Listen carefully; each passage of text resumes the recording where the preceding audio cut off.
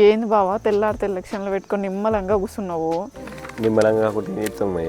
నిమ్మలంగా కూడా ఏం చేస్తాం చెప్పు? చేసేది చేసిన కొన్ని సంవత్సరాల నుంచి ఊరికి సేవ చేస్తున్నా. వాళ్ళు సంవత్సరం చేస్తాన్న పని 6 నెలలు చేస్తాను హామీ ఇచ్చిన. ఇంకా కొన్ని హామీలు కూడా ఇచ్చిన. అందరికీ తెలుసు నేను చేస్తున్న సంగతి కూడా ప్రతి ఒక్కరికి తెలుసు. నేను ఎందుకు టెన్షన్ పడాలని? వాళ్ళు 500 వంచుతారు, నేను 2000 వంచిన. రాత్రి మనం ఏం చేస్తే ఓట్లు మారవు. వాళ్ళకు మైండ్లో ఫిక్స్ అయ్యారు, అదే జరుగుతుంది.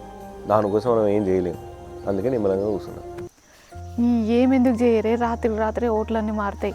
మొన్న మొదటి విడత రెండో విడతలో వాళ్ళందరూ ఫోన్లు చేసి నాకు సలహా చెప్తారు బావా. ఏం లేదు, రాత్రి పోయి అందరు కాళ్ళు పట్టుకొని గెలుతారని చెప్తారు. వాళ్ళు అట్లనే గెలిచిరటనే. మనం కూడా ఇవాళ రాత్రికి అదే పని చేద్దామే. కులం వద్దు మతం వద్దు, పోయి అందరు కాళ్ళ మీద పడదాం. కాళ్ళ మీద పడ్డందుకు ఒక్కోటన్నీ వస్తాయి, ఆటోటు కూడా ఇట్లా పడతాయి. ఏం మాట్లాడుతున్నావు వాటిని? మంది మస్తు చెప్తారు, తోటోడు తొడగోసుకున్నాడు, మనం మెడ కోసుకుంటామా? ఊరికి కాలు పట్టుకుని గెలిచేవాడు కావాలనో పని చేసేవాడు కావాలనో వాళ్ళు డిసైడ్ కానీ.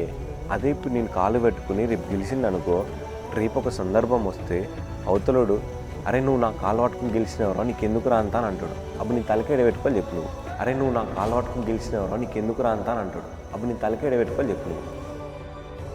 అందుకే నేను ఓట్ల కోసం కాలు మొక్కని, సమయ సందర్భం వస్తే ఆశీర్వాదం కోసం కాలు మొక్కుతా. గెలుస్తా ఓడిపోతా.